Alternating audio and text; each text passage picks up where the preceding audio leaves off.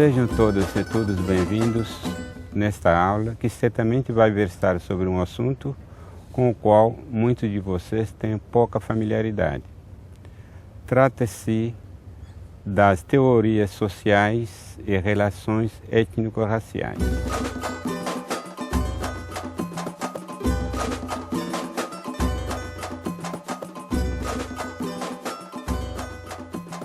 O que está, na realidade, atrás desse título é mostrar a importância dos conhecimentos produzidos na área das ciências humanas, de modo geral, em particular na área das ciências sociais, em termos de teorias, conceitos que justamente vão auxiliar na análise das relações étnicas, raciais, para poder mostrar os problemas que na nossa sociedade decorrem dessas relações e a necessidade de construir uma educação multicultural e de uma pedagogia antirracista com base nessas teorias sociais. Então, na aula de hoje vou tratar apenas de um problema social específico da sociedade brasileira, ou seja, do preconceito racial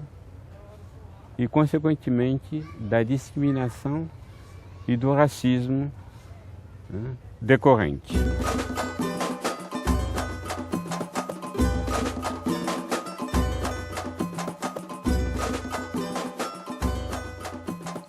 Sem dúvida que muitos de nós já ouviram falar de antissemitismo, que na última Segunda Guerra justificou o genocídio de milhões de judeus e ciganos. Muitos de nós já ouviram falar do apartheid, que foi desafiado por Nelson Mandela na África do Sul. Muitos já ouviram falar do racismo nos Estados Unidos, especificamente no sul daquele país. Muitos já ouviram da xenofobia ou do racismo emergente nos países europeus contra os imigrantes africanos, árabes e outros. Muitos já ouviram falar de skinheads, que é um movimento de jovens de origem operária, muito ligado ao neonazismo.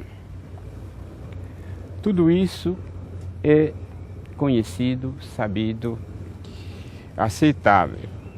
Portanto, nós temos uma grande dificuldade na sociedade brasileira para entender e decodificar as manifestações do nosso racismo brasileiro, porque esse racismo tem peculiaridades que justamente o diferenciam das outras manifestações do racismo nesses países aos quais me referi.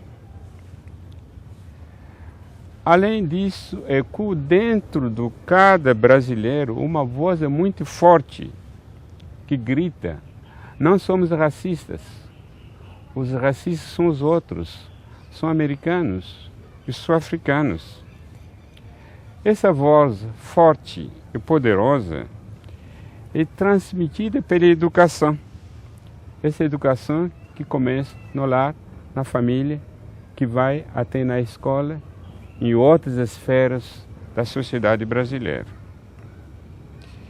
Esse é mito justamente que as teorias sociais chamam de democracia racial brasileira, que funciona entre nós como uma crença, uma ordem, como uma verdadeira realidade.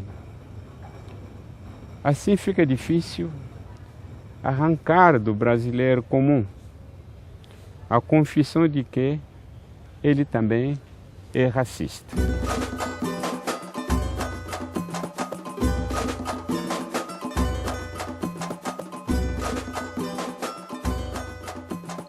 Onde está a explicação desses absurdos da nossa sociedade? Por onde eles começam? Cada um de nós poderia interiormente se perguntar por que essas coisas existem hoje no nosso mundo, contrariando os princípios da solidariedade humana e da humanitude. Evidentemente, não temos soluções fáceis, como também não temos receita de combate, porque trata-se de um fenômeno tão complexo e tão dinâmico no tempo e no espaço que é difícil encontrar uma única definição, como é difícil encontrar uma única receita de combate. E como não existe uma maneira fácil de abordar esse assunto, eu prefiro começar pelas perguntas aparentemente simples, elementares. Afinal, o que é a raça?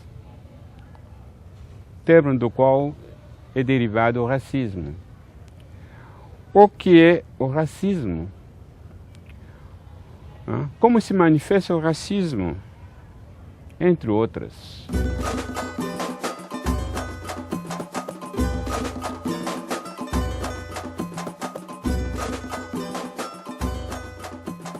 Eu diria que no ponto de partida nós temos a percepção das diferenças entre nós e os outros, entre os membros do nosso grupo, os membros dos outros grupos. É a partir dessas diferenças que se formam os preconceitos, todos os tipos de preconceitos, todos os tipos de discriminação e das ideologias deles decorrentes. Daria alguns exemplos a partir das classes sociais. Na nossa sociedade, nós temos a classe rica, os burgueses, a classe média e a classe pobres. Essas classes são permeadas pelos preconceitos, ou seja, pela ideia de superioridade e de inferioridade, que vitima aqueles que são considerados como inferiores. Se olharmos as comunidades religiosas, nós vamos ver que os membros de cada comunidade religiosa pensam que a sua religião é a melhor e a única verdadeira. Os exemplos da humanidade mostram quantos conflitos nasceram das diferenças religiosas. A história da Europa é repleta de guerras religiosas. A gente se lembra na história da humanidade, das guerras santas muçulmanas, das cruzadas cristãs, das inquisições, dos conflitos entre protestante e católico na Irlanda do Norte, conflito entre muçulmano e católico na Nigéria, conflito entre ortodoxo católico e muçulmano em alguns países do leste europeu, como o Kosovo. Partindo também desse fundo religioso, nós vamos ver que algumas sociedades, como a Índia, são hierarquizadas em castas superiores e inferiores, que também geram problemas de discriminação e de desigualdade nessas sociedades. Se olharmos fora do Brasil, nós vamos ver que nas sociedades africanas ou sociedades indígenas, temos comunidades culturais que são chamadas etnias, que também são permeadas de preconceitos étnicos ou culturais que também geram nações. Olhando também todas as nações no mundo, vamos ver que algumas nações se acham superiores em relação aos outros. Daí o preconceito de nacionalidade que gera numa ideologia chamada ideologias nacionalistas e algumas fascistas, como o nazismo.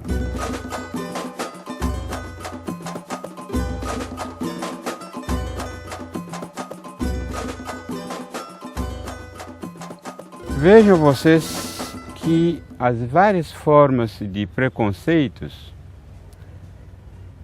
que descrevemos aqui, o que citamos aqui, podem levar a várias formas de discriminação.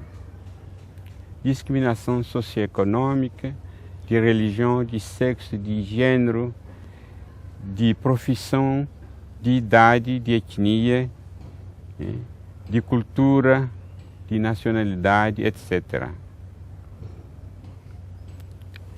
E a discriminação tem diversas maneiras de se expressar.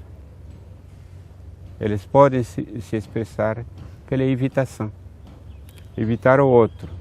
Eu não frequento aquele lugar porque tem negro, tem homossexuais, ou tem só portadores de deficiências. As discriminações podem se expressar pela rejeição verbal, ou seja, pelas piadas, brincadeiras, injúrias, que em nossa sociedade geralmente são rejeitadas como manifestação de racismo. E podem se expressar pela agressão física, ou pela separação espacial, como aconteceu nos Estados Unidos ou na África do Sul, onde negros e brancos foram segregados nas escolas, nos hospitais, nos espaços públicos de lazer, até nos campos de futebol.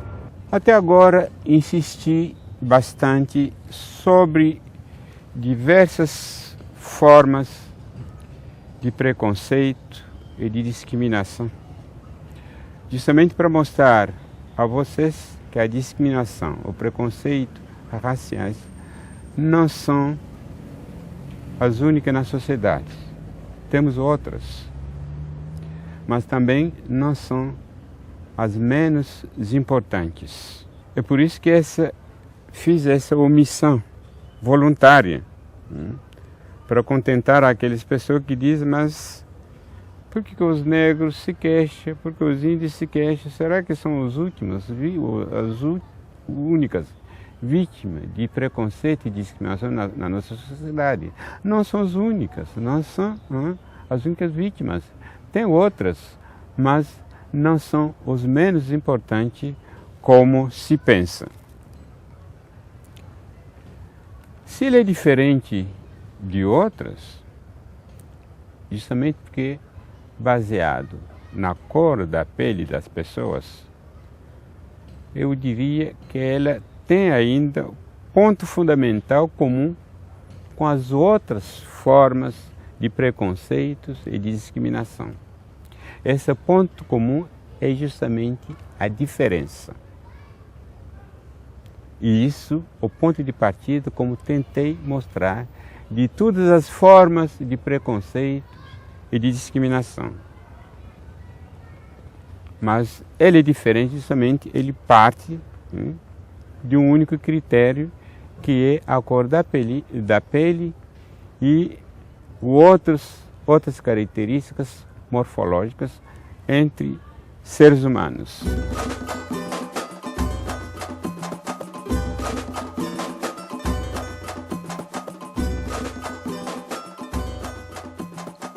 Creio que estamos agora preparados para abordar o conceito de racismo partindo do próprio conceito de raça do qual é derivado. Essa palavra é muito corriqueira na cabeça de todo mundo. Mas é bom retomar o debate. Afinal, o que é a raça? Em nossa sociedade, convivemos com pessoas de cor de pele diferente ou parecida da nossa. entre eles, familiares, amigos, conhecidos e desconhecidos.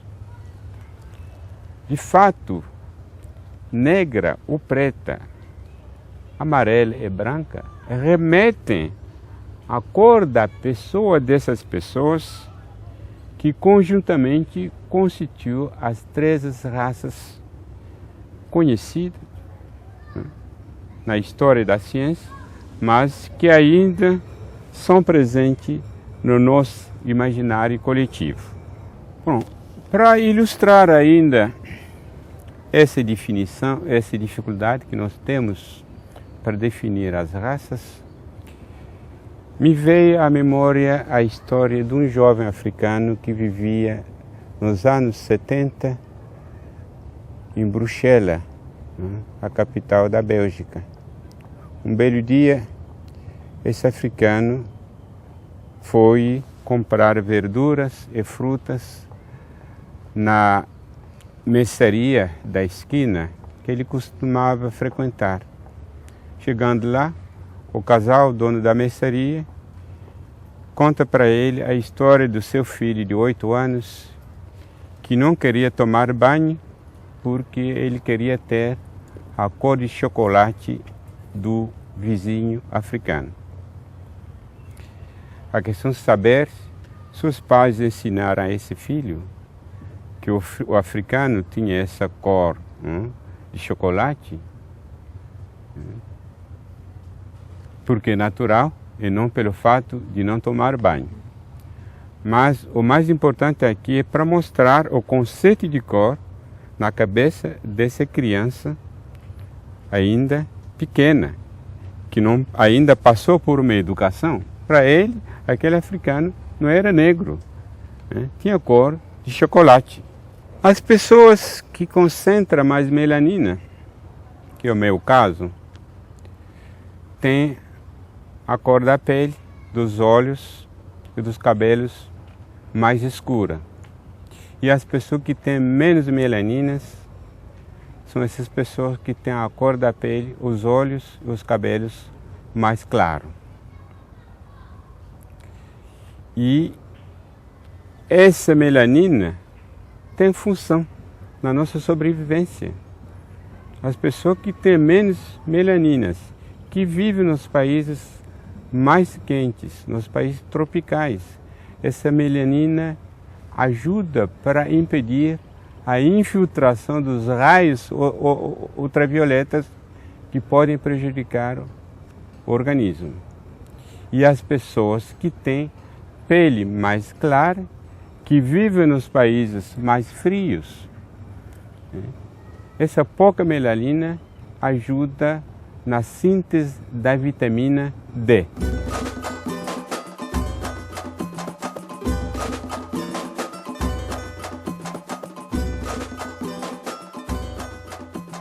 Mas como começou essa história de chamar raças, conjunto de indivíduos que têm a mesma cor da pele? Isso não caiu do céu.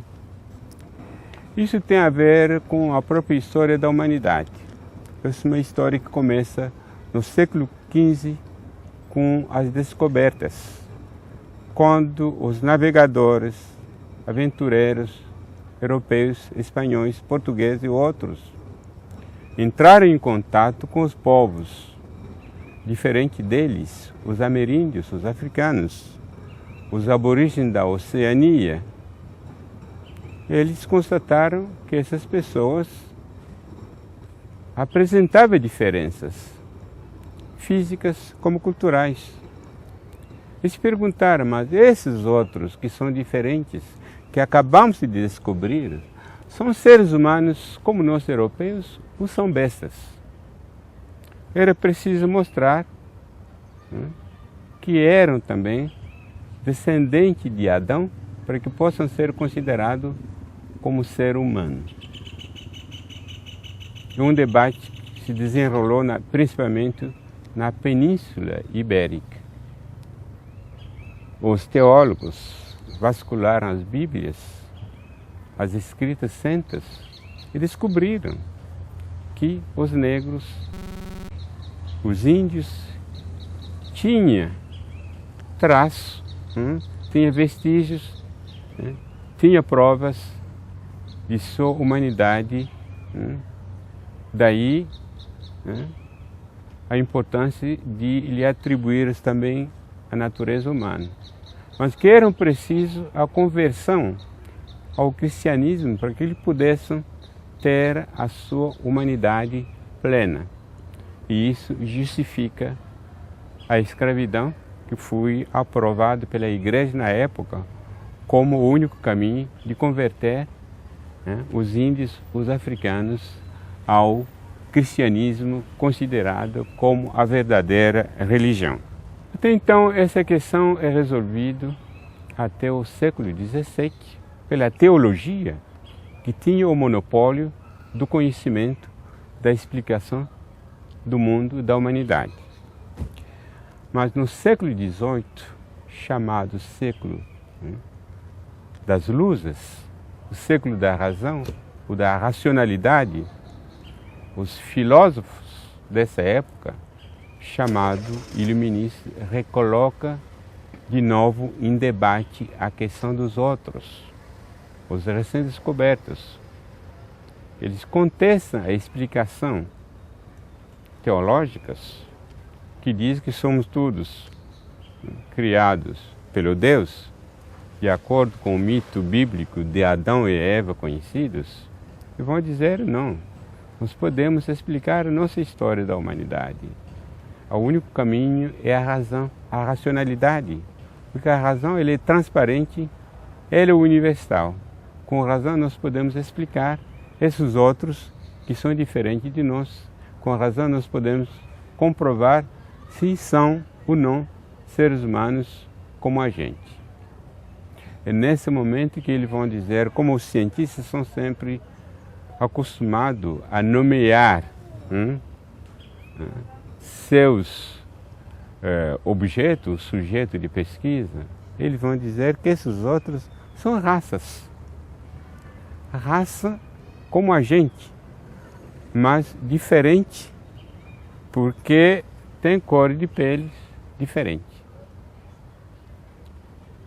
Então, a partir do século XVIII, justamente, que a ciência nascente, retomando essa questão, vai dizer, olha, nós podemos cientificamente mostrar que as raças existem partindo das diferenças aparentes como a cor da pele. Mas foram além.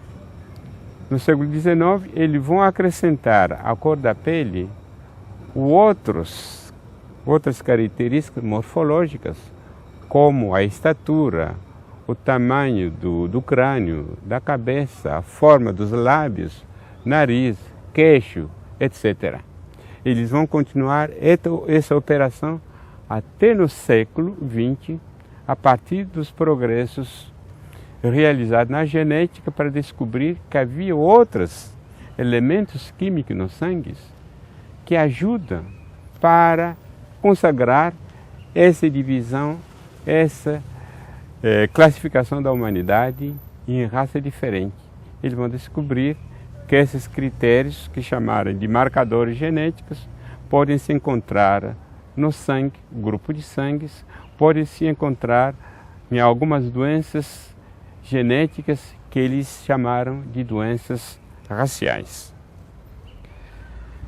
Continuando a operação, no fim do século XX, eles vão começar a passar a fazer pesquisas comparativas, comparando os patrimônios genéticos dos indivíduos que pertencem às chamadas raças. Chegaram à conclusão que o indivíduo A da raça negra pode ser próximo geneticamente do indivíduo B da raça branca ou amarela do que o outro indivíduo C da mesma raça negra. Cruzando os critérios morfológicos, genéticos, eles descobriram raças, sub-raças, sub-sub-raças e a operação não parava. Até chegar a um certo ponto, mas não é possível. Esse critério de classificação da humanidade em raça não é operante, porque partimos de critérios que não se demonstram. Se um indivíduo negro geneticamente se aproxima mais do indivíduo branco do que do próprio negro, então quais são as raças dessas pessoas? Foi então que no século XX eles mesmos abandonaram o conceito de raça, dizendo cientificamente a raça não existe. Não há como classificar a diversidade humana em raças fixas ou estanques. E isso já faz parte do nosso discurso hoje. Como falei, que as teorias sociais são apropriadas pelos atores sociais, pelas pessoas, indivíduos, governantes, para defender suas teses. Essas teorias hoje estão sendo manipuladas para dizer, mas o racismo não existe, porque as raças não existem biologicamente.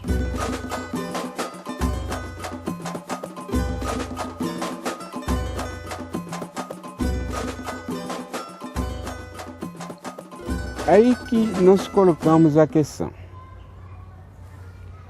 Se o racismo e a raça foi abandonado pelos próprios biólogos, de onde vem então o racismo? Se esses cientistas, se tivessem simplesmente limitado seus trabalhos a descrever as características das chamadas raças, e chegaram à conclusão que essas descrições não têm coerência científica, eles não teriam causado nenhum problema à humanidade. Essas tipologias e classificações teriam simplesmente sido abandonadas, como acontece no campo das ciências do conhecimento. Mas eles cometeram um erro gravíssimo, que ainda pesa em nossas relações humanas, porque desde o início eles começaram a hierarquizar as chamadas raças superiores e inferiores. Dessas classificações, acompanhadas de hierarquização, nasceu o que nós chamamos de determinismo biológico. Quer dizer que os comportamentos das pessoas não são explicados em função de suas qualidades ou defeitos pessoais, mas sim em função dos grupos ou das chamadas raças às quais essas pessoas pertencem. E nessa hierarquização disseram claramente, os que têm peles mais claras são mais bonitos, são mais inteligentes, têm características psicológicas, morais superiores, têm culturas superiores comparativamente aos outros que não são brancos. É isso o problema do racismo, que se tornou uma crença que saiu dos livros e foi difundido no tecido social da sociedade, principalmente ocidentais. Num certo momento, todos acreditavam na ideia de que os negros, os índios, constituam uma humanidade inferior em relação aos brancos. Não se parou simplesmente a isso. Isso também foi usado. Essas teorias racistas, racialistas, foram utilizadas como corpus científico para legitimar e justificar a colonização, principalmente dos países africanos e asiáticos. Foi utilizar para legitimar e justificar o holocausto, os milhões de judeus e ciganos que foram mortos durante a Segunda Guerra Mundial.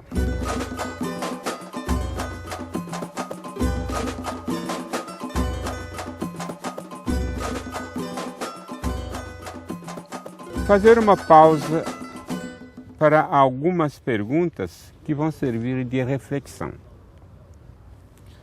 O que é a raça na cabeça das pessoas antissemitas, que têm o ódio dos judeus.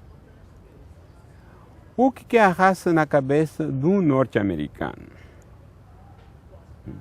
Como já disse, quando sabe-se que uma pessoa branca, loiras, daqueles países que tem uma única gota de sangue africano, é simplesmente considerado como negro.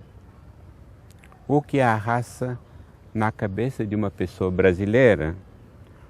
Quando o mesmo loiro americano, que tem uma única gota de sangue africano, é simplesmente considerado como branco.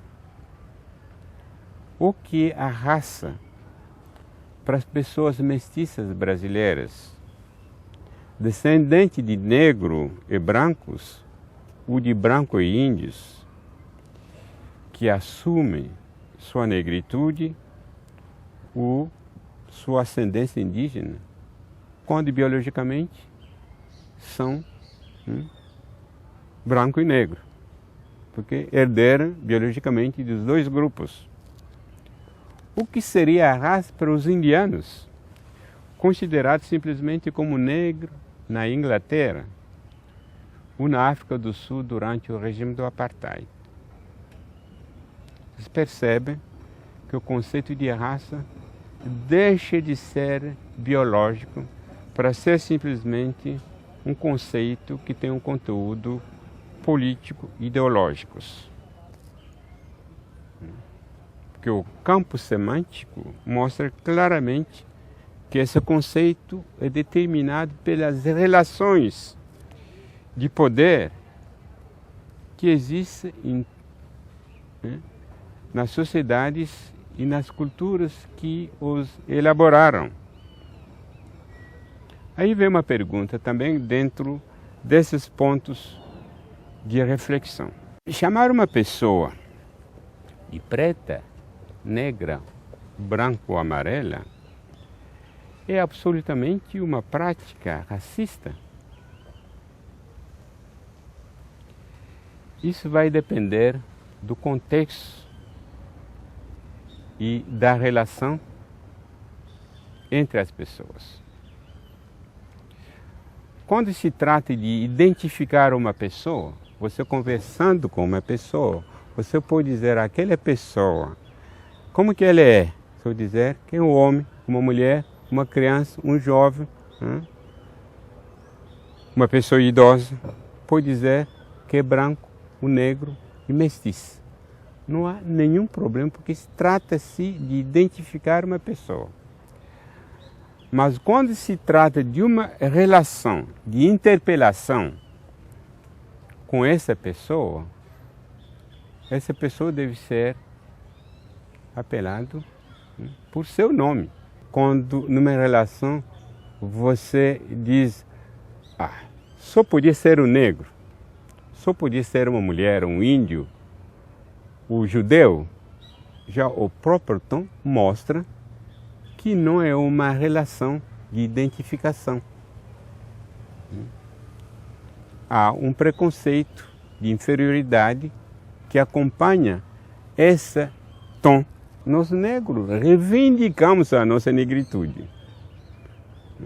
Isso faz parte do processo de construção da nossa identidade de uma maneira positiva. Mas, individualmente, nós não devemos ser chamados de negro, de neguinha, ou de negrão, porque nós temos identidade própria.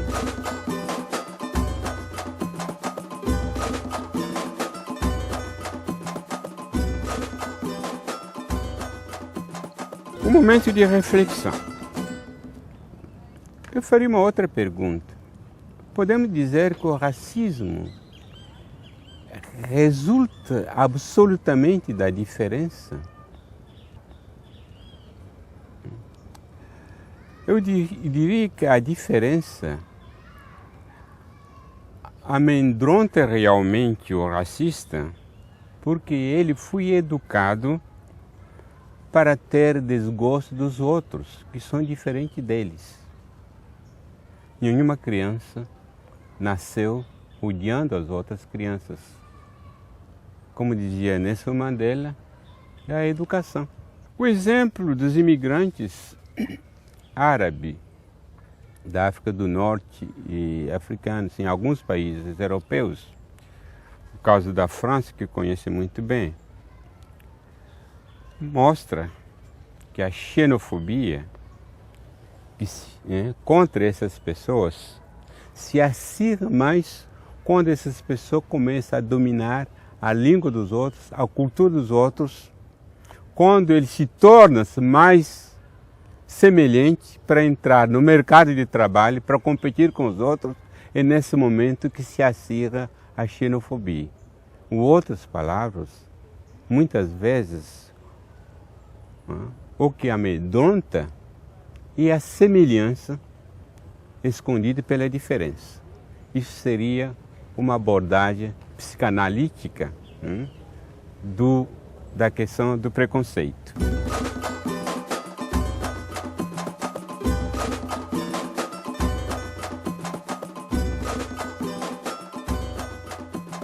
A realidade da raça hoje não é mais biológica. Ela é histórica, político e social. É por isso que nós continuamos a utilizar o conceito de raça como uma categoria de análise para poder entender o que aconteceu no passado e o que acontece hoje no presente da humanidade. O que justifica e vai continuar por muito tempo justificar os preconceitos e as práticas discriminatórias são as diferenças. E as diferenças são naturais. Quando eles não existem naturalmente, eles são inventadas como se inventou a raça judia. Como escreveu um filósofo muito bem conhecido, Jean-Paul Sartre, se um negro e um judeu se apresentaram na porta de um local onde ambos são indesejáveis, o judeu pode entrar, se não for descoberto que é um judeu. Mas o negro será barrado na porta por causa da geografia do seu corpo. Isso é muito comum, são exemplos corriqueiros na vida brasileira. Já ouvimos histórias de irmãos mestiças, um mais claro, outro mais escura. Na porta a mais clara passa, a mais escura é barrada. No entanto, são todos irmãos, mesmo pais.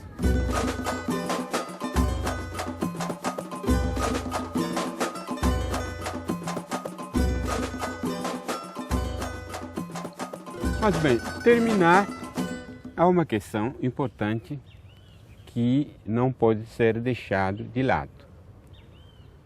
Como educadores, os alunos, as crianças podem perguntar, mas professor, mas somos diferentes, negros, índios. Mas como que nós podemos explicar essa diferença? Apesar de pertencermos todos à espécie humana, apesar de sermos todos descendentes de Homo sapiens sapiens, que de acordo com a teoria evolucionista, surgiu no continente africano, considerado como o berço comum da humanidade, nós apresentamos algumas diferenças, ilustrado pelas diversidades dos tons de peles, de outras características físicas, morfológicas, que nós observamos entre seres humanos. Então, aí, cientificamente, a questão se coloca. Como explicar essas diferenças? É claro que respeitando as crenças religiosas, confessionais de cada um, aquele que recorre os mitos bíblicos de Adão e Eva para explicar a diversidade humana, mas se a gente deixar esse lado que não faz parte de nossa visão aqui no campo da ciência e do conhecimento, não há outra maneira de explicar isso, a não ser lançar mão de teorias científicas, notadamente a partir das ideias do Darwin, que em 1859 ele publica um livro famoso, que é o livro intitulado Da Origem das Espécies. Nesse livro, Darwin vai abandonar a explicação metafísica da diversidade humana que nós encontramos na Bíblia, nas escritas santas, que era uma visão estática, imóvel da humanidade. E ele vai justamente demonstrar, a partir da teoria da seleção natural, que os organismos vivos evoluíram gradativamente a partir de uma origem comum e se diversificaram no tempo e no espaço, adaptando-se aos meios ambientes hostis, meio também que estava em perpétua transformação. Então, todas essas variações são ligadas às variáveis climáticas, como a temperatura, a umidade, os raios, etc. E são todos de ordem genéticas. Outra palavra, no planeta Terra, a vida é caracterizada pela reprodução. Isto é, a matéria viva se reproduz de uma geração a outra, copiando-se bastante fielmente. É por isso que somos tudo parecidos, apesar das diferenças de pele e de outros elementos físicos. Mas todas essas adaptações biológicas são hoje cada vez mais necessárias por causa dos progressos culturais no campo da tecnologia e da ciência, que ajuda justamente para contorná-las. É por isso que nós não temos mais essas mutações genéticas. Temos ventiladores. Quando uma pessoa não tem vitamina D, pode injetar artificialmente. Então os progressos culturais realizados no campo da ciência e tecnologias tornam quase desnecessários esse processo de adaptação ao meio ambiente.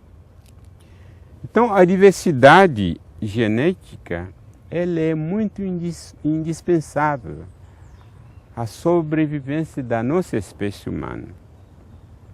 É por isso que cada indivíduo humano é o único e se distingue dos demais indivíduos passado, presente e futuro. Porque se tivéssemos todos iguais, com a mesma capacidade de resistência igual, qualquer doença derrubaria toda a humanidade. Ninguém resistiria. Então a nossa sobrevivência enquanto espécie humana depende justamente dessa diversidade, não apenas genética, mas também a diversidade cultural, que nós podemos considerar como nossa riqueza coletiva. Mas o que é lamentável, que essa riqueza coletiva, em vez de ser uma fonte, né, de felicidade para todos, se tornou uma fonte de problemas, porque ele é sempre manipulado política, ideologicamente, até psicologicamente, para alguns grupos ou para alguns indivíduos.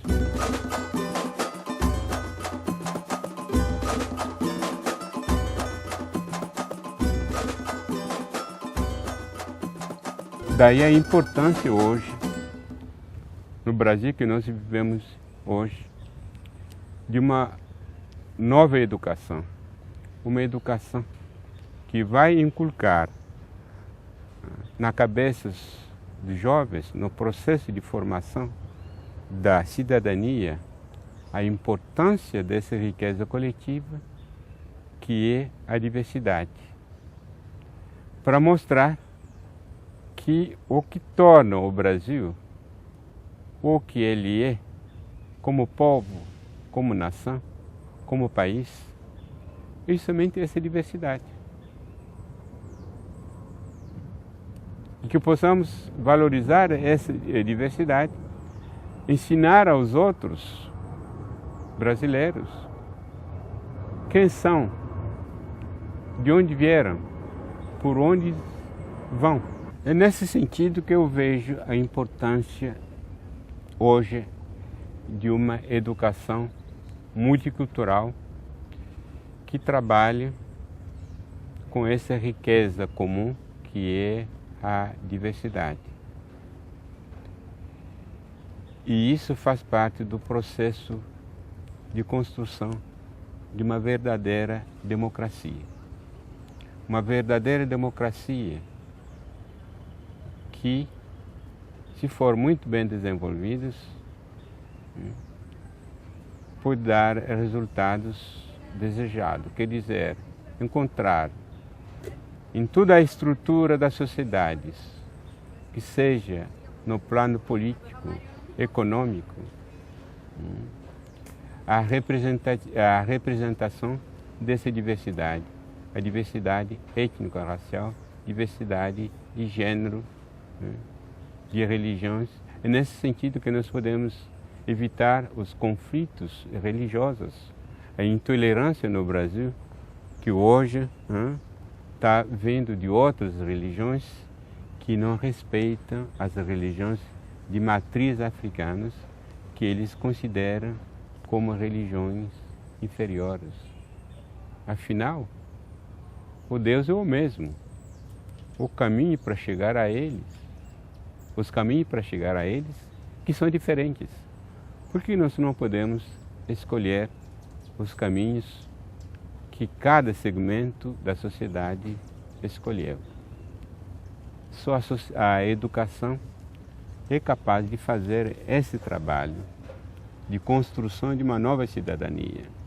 As leis são importantes, mas as leis sozinhas não resolvem os problemas de uma sociedade. Daí a importância das políticas públicas de ação afirmativas que vão complementar o conteúdo repressivo das leis.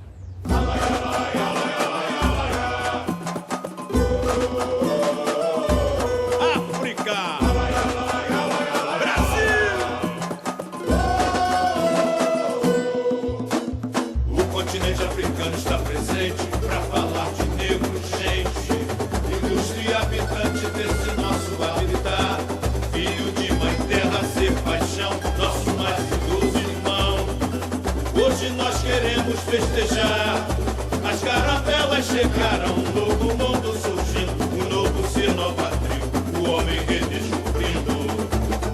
Vejo o céu, vejo as marcas,